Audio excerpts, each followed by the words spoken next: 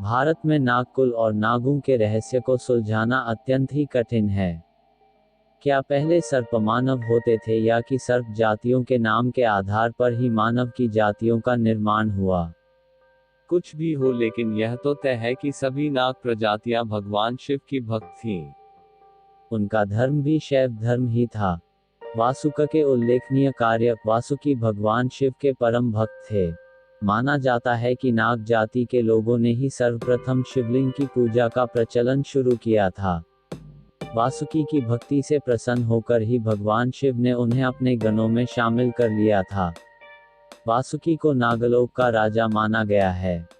समुद्र मंथन के दौरान वासुकी नाग को ही रस्सी के रूप में मेरु पर्वत के चारों ओर लपेटकर मंथन किया गया था, जिसके चलते उनका संपूर्ण शरीर लहूलुहान हो गया था।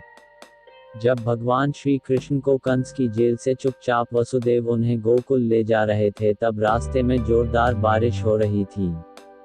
इसी बारिश और यमुना के उफान से वासुकी नाग ने ही श्री कृष्ण की रक्षा की थी। वेब दुनिया के शोधानुसार वासुकी ने ही कुंती पुत्र भीम को 10,000 हाथियों के बल प्राप्ति का वरदान दिया था। वासुकी के सिर पर ही नागमणि होती थी। कैसे उत्पत्ति हुई नागों की? पुराणों अनुसार सभी नागों की उत्पत्ति ऋषि कश्यप की पत्नी कद्रू की कोख से हुई है। कद्रू ने हजारों पुत्रों को जन्म दिया था, जिसमें प्रमुख नाग थे अनंत, शेष, वासुकी, तक्षक, करकोटक, पद्म, महापद्म, शंख, पिंगला और कुलिक। कद्रू दक्ष प्रजापति की कन्या थीं। अनंत, शेष, वासुकी, तक्षक, कारकोटक और पिंगला उक्त 5 नागों के कुल के लोगों का ही भारत में वर्चस्व था। यह सभी कश्यप वंशी थे। इन्हीं से नागवंश चला।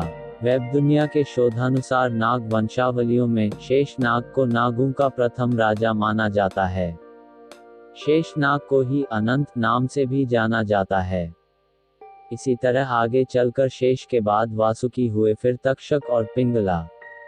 वासुकी ने भगवान शिव की सेवा में नियुक्त होना स्वीकार किया।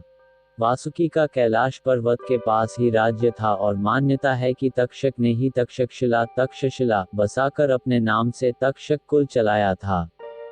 उक्त तीनों की गाथाएं पुराणों में पाई जाती हैं। शेषनाग अनंत को भगवान विष्णु की सेवा का अवसर मिला।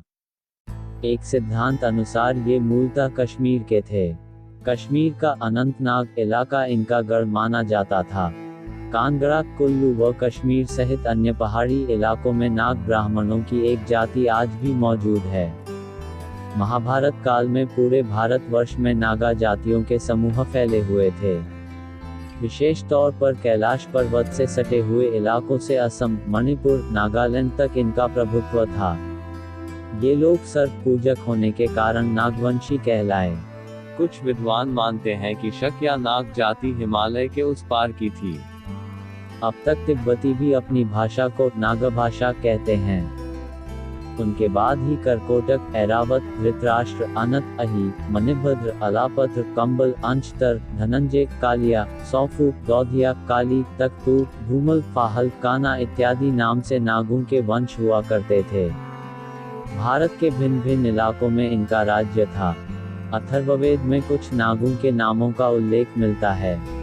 ये नाग हैं श्वेत्र, स्वज, प्रदाक, कलमाश, ग्रीव और तिरुचिराजी। नागों में चित, कोबरा, पृश्ची, काला फनिय, करैत, घास के रंग का उपत्रिण्य, पीला, ब्रह्म, असिता, रंगरहित, अली, दासी, दुहित, असती, तगात, अमोक और तवस्तु आदि।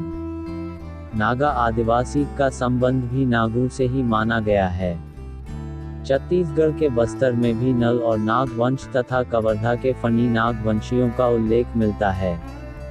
पुराणों में मध्य प्रदेश के विदिशा पर शासन करने वाले नागवंशीय राजाओं में शेष, भोगिन, सदाचंद्र, धनधर्मा, भूपनंदी, शिशुनंदी या यशनंदी आदि का उल्लेख मिलता है। पुराणों अनुसार एक समय ऐसा था जबकि नागा समुदाय पूरे भारत, पाक, बांग्लादेश सहित के शासक थे। उस दौरान उन्होंने भारत के बाहर भी कई स्थानों पर अपनी विजय पताकाएं फहराई थीं। तक्षक, तनक और तुष्ट नागाओं के राजवंशों की लंबी परंपरा रही है। इन नागवंशियों में ब्राह्मण, क्षत्रिय आदि सभी समुदाय और प्रांत के लोग थे। नागवंशियों ने भारत के कई हिस्सों पर राज किया था। इसी कारण भारत के कई शहर और गांव नाग शब्द पर आधारित हैं। मान्यता है कि महाराष्ट्र का नागपुर शहर सर्वप्रथम नागवंशियों ने ही बसाया था। वहां की नदी का नाम नाग नदी भी नागवंशियों के कारण ही पड़ा। नागपुर के पास ही प्राचीन नागर्धन नामक एक महत्वपूर्ण प्रागैतिहासिक नगर है। महार जाति के आधार पर ही महाराष्ट्र से महाराष्ट्र हो गया। महार जाति भी नागवंशियों की ही एक जाति थी। इसके अलावा हिंदी भाषी राज्यों में नागदा नामक कई शहर और गांव मिल जाएंगे।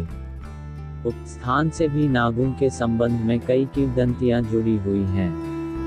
नगा या नागालैंड को क्यों नहीं नागों या नागवंशियों की भूमि माना जा सकता है।